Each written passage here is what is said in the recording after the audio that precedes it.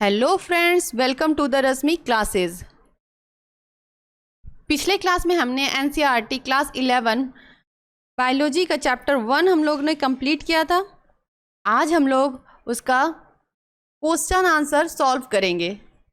Okay, तो शुरू करते हैं।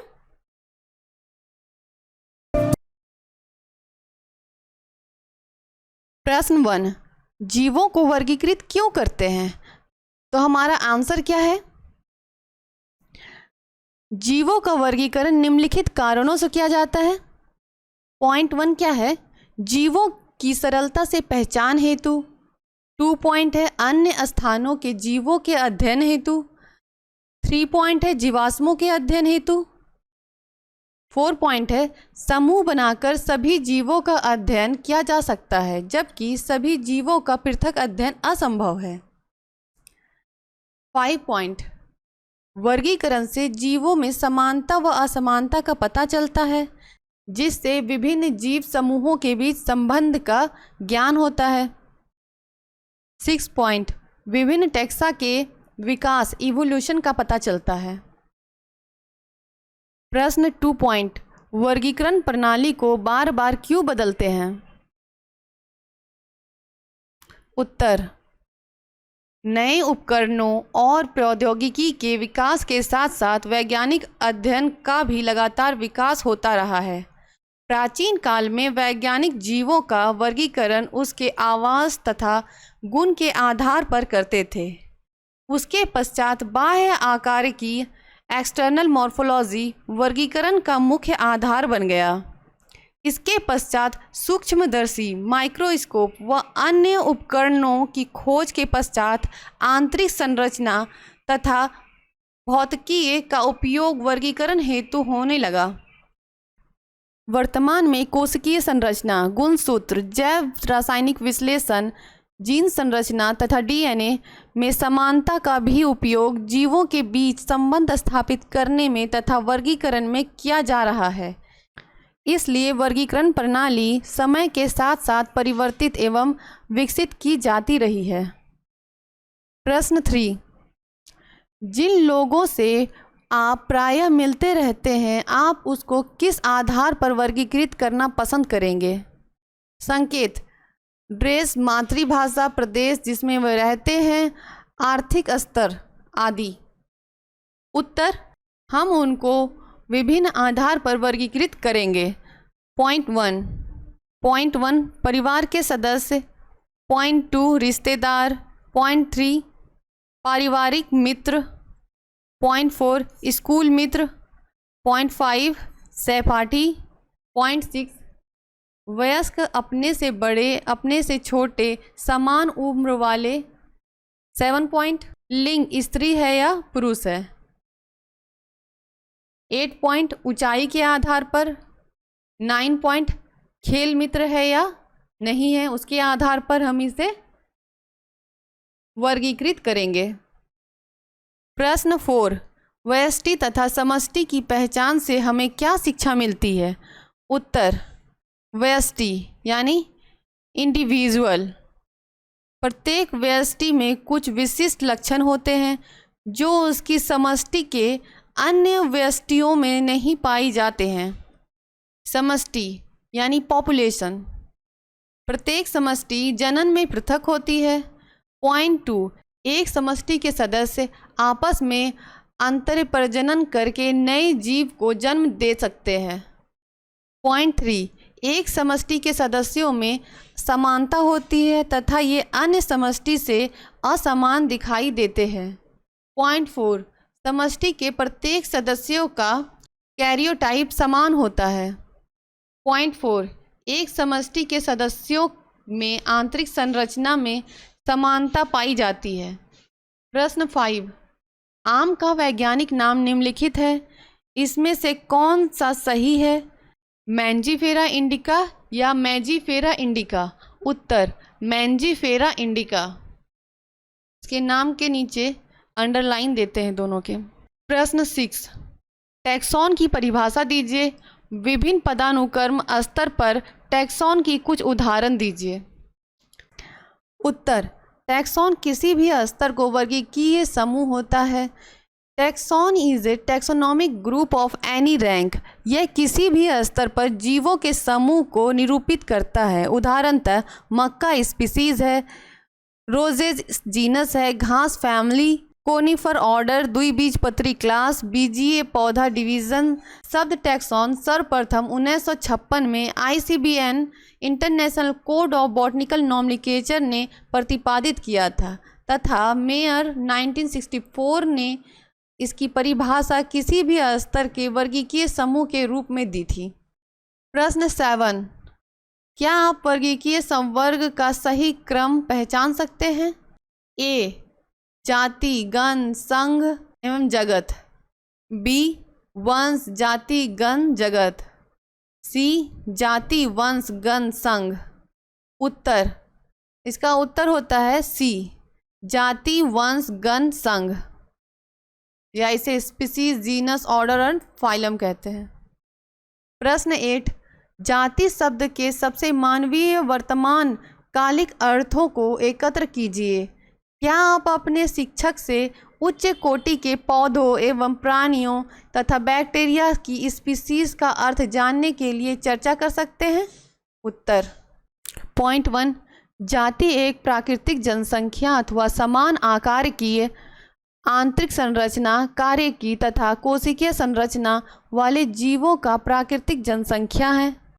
जाति वर्गीकरण की आधारीय इकाई है जिसमें एक जाति के जीव समान आनुवंशिक गुण रखते हैं। पॉइंट 3, जाति ऐसे संरचनात्मक रूप से समान जीवों का समूह है जो आपस में मुक्त लैंगिक जनन द्वारा संतान उत्पन्न कर सकते हैं, परंतु अन्य जाति के जीवों से जनन में पृथकता दर्शाते हैं। उच्च पादप तथा जंतुओं में लैंगिक जनन होता है, अतः इनकी जाति निर्धारण के लिए जनन पृथकता का उपयोग किया जाता है। अतः परिभाषा 3 सही है। जीवाणुओं में मुक्त प्रजनन तथा जनन पृथकता नहीं पाया जाता है, इसलिए जीवाणुओं की जाति का निर्धारण आकारकीय के आधार पर किया जाता है। अतः परिभाषा 1 सही है। प्रश्न 9, निम्नलिखित शब्दों को समझाइए तथा परिभाषित कीजिए। पहला क्या है? संघ, दूसरा है वर्ग, तीसरा है कुल, चौथा है गण और पांचवा है वंश। उत्तर, नंबर 1 संघ, जिसे फाइलम कहते हैं। समान गुणों वाले वर्गों को एक संघ में रखा जा सकता है, जैसे मत्स्य, उभयचर, श्रीसर्प, पक्षी तथा स्तनधारी जंतुओं को एक ही संघ कॉर्डेटा में रखा गया है। इन सभी जंतुओं में रीढ़ की हड्डी पाई जाती है। पौधों में समान गुणों वाले वर्गों को एक डिवीजन में वर्गीकृत किया जाता है। पॉइंट 2, वर्ग, समान गुणों वाले गण को एक वर्ग में रखा जाता है। गण प्राइमेटा में बंदर, गोरिल्ला, चिंपैंजी आदि को एक ही वर्ग, मेमेलिया में शेर, कुत्ता, बिल्ली आदि के साथ रखा गया है, क्योंकि ये सभी स्तनधारी श्रेणी में रखे गए हैं। कुल, फैमिली, जिस प्रकार समान गुणों वाली जाति को एक वंश में रखते हैं, उसी प्रकार समान गुणों वाले सभी वंशों को एक कुल या फैमिली में रखते हैं। जैसे आलू, टमाटर, बैगन में कई गुण समान होते हैं, इसलिए इन्हें एक ही कुल सोलिनेसी में रखा गया है। कुटुंब को वर्धिक, वेजिटेटिव तथा जननीय लक्षण, रिप्रोडक्टिव कैरेक्टर्स के आधार पर विशेषीकरण किया जाता है। उदाहरण के लिए शेर, बाघ तथा तेंदुआ को वंश पैंथेरा में, बिल्ली के साथ कुटुंब फेलिडी में रखा गया है। इसी प्रकार कुत्ता और बिल्ली में कुछ समानताएं तथा कुछ अंतर होती हैं। इन्हें 2 अलग अलग कुटुंबों क्रमशः कैनिडी तथा फेलिडी में रखा गया है। पॉइंट 4, गण, समान गुणों वाले कुलों को एक गण में रखा जाता है। उदाहरण के लिए बिल्ली, कुत्ता तथा शेर को एक ही ऑर्डर कार्निवोरा में रखा गया है। पौधों में कॉन्वोल्यूलेसी तथा सोलिनेसी कुटुंब को एक गण, पॉलीमोनियल्स में पुष्पीय गुणों के आधार पर रखा गया है। वंश, जीनस, वंश संबंधित स्पीसीज का एक समूह है। Genus is a group of related species. वर्गीकरण में वंश का एक बहुत महत्व है। द्विनाम पद्धति के अनुसार किसी भी स्पीसीज को तब तक कोई नाम नहीं दिया जा सकता है जब तक कि वह किसी वंश के साथ ना हो। प्रायः एक ही वंश की जाति के गुणों में काफ़ी समानताएं होती हैं। सामान्य गुणों के ऐसे समूह को सहसंबंधित गुण कहा जाता है। ऐसे जाति को एक वंश के अंतर्गत रखा जाता है। एक वंश के अंदर कई जाति हो सकते हैं, जैसे आम का वंश मैंजीफेरा, जिसके अंतर्गत 35 जातियों को रखा गया है। मैंजीफेरा इंडिका 35 जातियों में से एक है। एक वंश के अंतर्गत केवल एक जाति भी हो सकती है, जैसे वंश जिंगो में केवल एक जाति है, जिंगो बाइलोबा। ऐसे वंश जिसमें केवल एक ही जाति होती है मोनोटिपिक जीनस कहलाती है। प्रश्न 10, जीव के वर्गीकरण तथा पहचान में कुंजी किस प्रकार सहायक है? उत्तर, कुंजी एक ऐसी विधि है जिसके द्वारा विभिन्न वर्गों में स्थित प्रत्येक प्रकार के जीव की पहचान की जा सकती है। वैज्ञानिक जीवों की पहचान उनके गुणों के आधार पर बनाई गई कुंजी से करते हैं।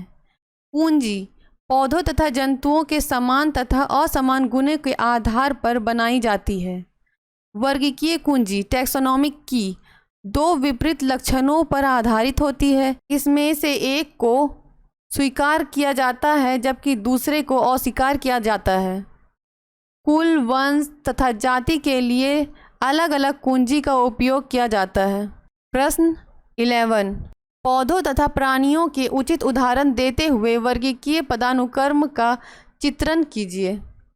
उत्तर, वर्गीकरण एकल सोपान प्रक्रम नहीं है, बल्कि इसमें पदानुक्रम सोपान होते हैं जिसमें प्रत्येक सोपान पद अथवा वर्ग को प्रदर्शित करता है। चूँकि संवर्ग समस्त वर्गीकीय व्यवस्था है, इसलिए इसे वर्गीकीय संवर्ग कहते हैं और तभी सारे संवर्ग मिलकर वर्गीकीय पदानुक्रम बनाते हैं। प्रत्येक संवर्ग वर्गीकरण की एक इकाई को प्रदर्शित करता है।